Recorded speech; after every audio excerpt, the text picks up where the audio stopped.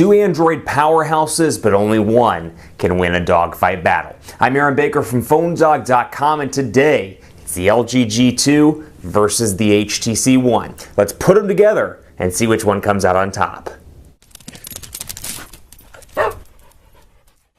We do a lot of dogfight battles here at PhoneDog.com, and I'll be entirely honest with you, I do a ton of these things, and every single time I say this is the ultimate dogfight. But for real, this is the ultimate dogfight, or one of the ultimate dogfights of 2013, because as you go into the holiday season, you're going to have a ton of awesome Android handsets to choose from. It gets better and better every year, and that continuation comes along full circle with these two devices. This is the LG G2. It's available at AT&T, Sprint, available and or coming soon to AT&T, Sprint, T-Mobile, and Verizon, the big four carriers in the US, and this is the HTC One. Recently available on Verizon, been available for a while on AT&T, Sprint, and T-Mobile. This thing is a powerhouse. It continues to dominate on PhoneDog's official smartphone rankings, and the G2 is a newcomer with a lot to offer. So like any other dogfight, it's going to be challenging to figure out which one's the best. We're going to do it right now, my friends. Or actually, I should say in a two-part video. Not necessarily right this second, but by the end of the two-part video, we'll know for sure. Before I get too far into it, thanks to my partners at Best Buy Mobile for giving us devices like the G2 and the One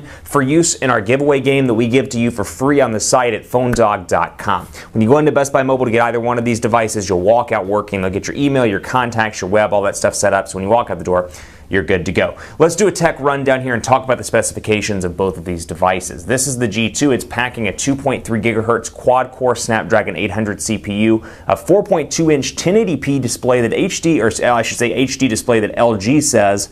It's hard to say. HD display that LG says is for the most part edge to edge. There is some bezel space here, but not a whole lot. For the most part, it is relatively edge to edge, and you see that in day-to-day use with this device. But anyway, 5.2 inches here. LG also says that's the biggest a device display can be and still be one-handed according to their research. Whether that's true or not depends on the size of your hand, but 5.2 inches is where the sweet spot is, according to LG. 13 megapixel camera on the back with optical image stabilization and a 1080p HD video recording capability. You've got your volume rocker and your power button on the back here, and a little bit of a design difference from other devices on the market. 2 gigabytes of RAM, 32 gigabytes of internal storage, a 3000 milliamp hour non-removable battery on the G2, 4G LTE connectivity. This is the AT&T version. The Verizon version is also out, and the others are coming very soon.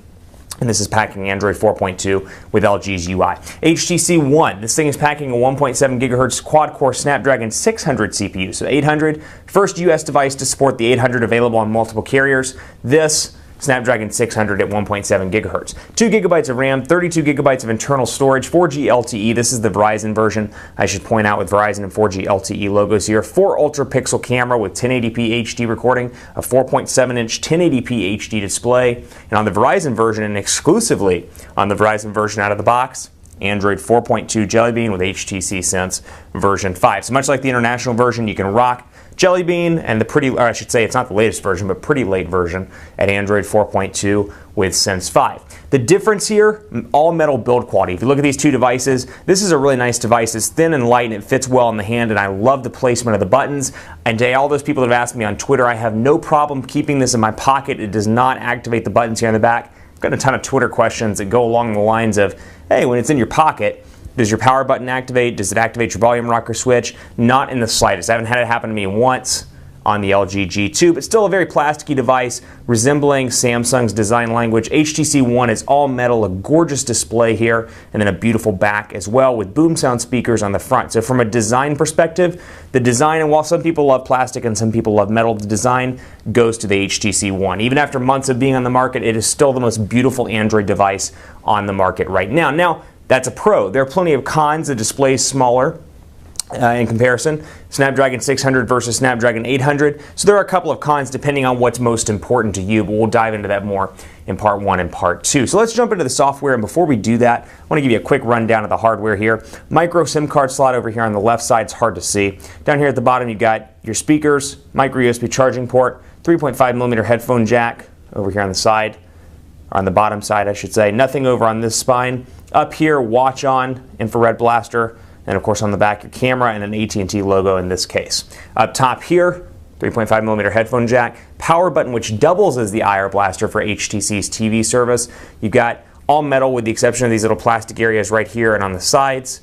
Got your micro SIM card slot right there, micro USB charging port, breaking phones, and taking names.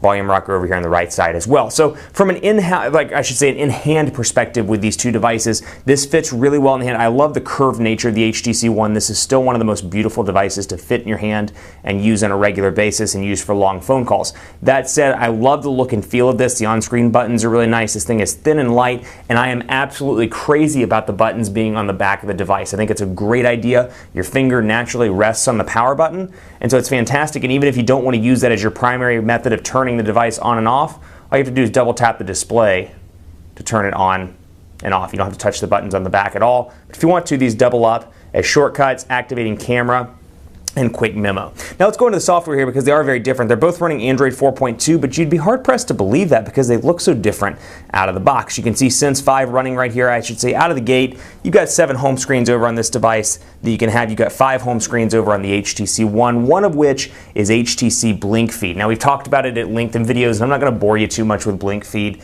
but it's a news aggregation service, very similar to Flipboard on the Samsung devices, or actually you can get Flipboard on any phone, but very similar to the Flipboard partnership with Samsung, although on this, the HTC One and with Sense 5, you can't remove Blink Feed. You can't get rid of it. You can move it to, or I should say make this your home screen, for example, and knock it out of the home screen placement, but you can't completely disable Blink Feed or get rid of it. So it's always going to be right there, be somewhere around on the device. But you have a maximum of 5 home screens. Back when we talked to HTC about this, their research says that people, for the most part, don't use more than a couple of home screens, so they've cut back on the home screens and tried to make the overall experience better. Applications right here, and again, Android 4.2 on both of these devices, very different. You can see the typical carrier installed stuff here. Amazon, Amazon Kindle, Amazon MP3. I actually deleted most of the AT&T stuff on the G2, and at least on the G2 you can do that on the AT&T side. All the stuff, Navigator, let me think, what else? Navigator, Maps, all that jazz, gone on the AT&T G2, at least for now. But you can see, for example, Data Manager here.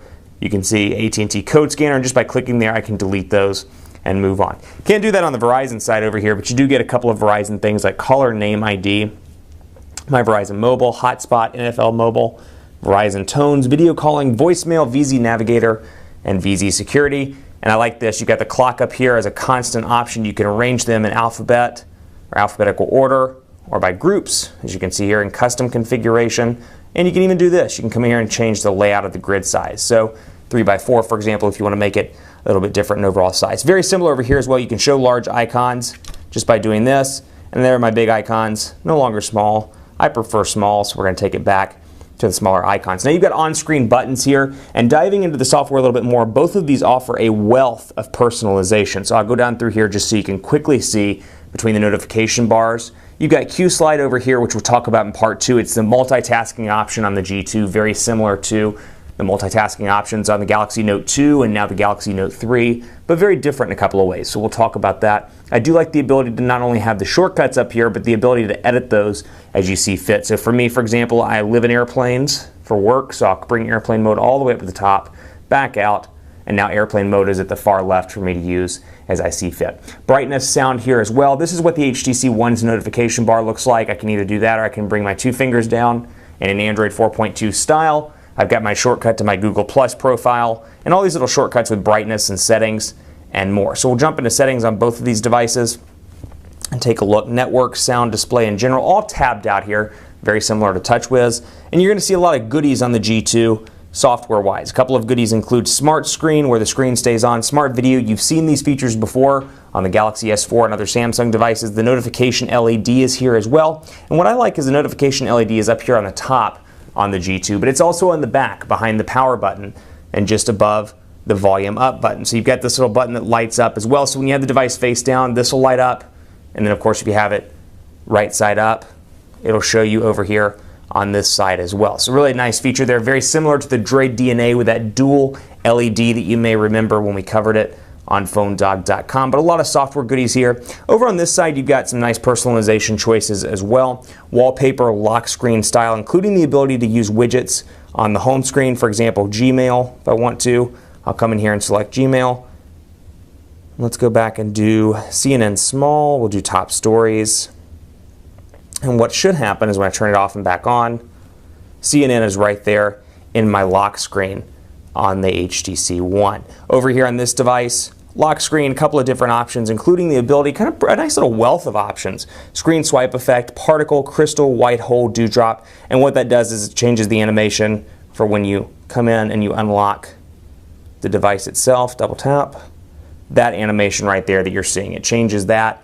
And very similarly, you can change this animation as well of swiping back and forth. Stay tuned for part 2. We'll pick up with the customization stuff, and then we'll carry over into some speed tests and more to determine which one of these devices is the must-have Android phone. Stay tuned for part 2.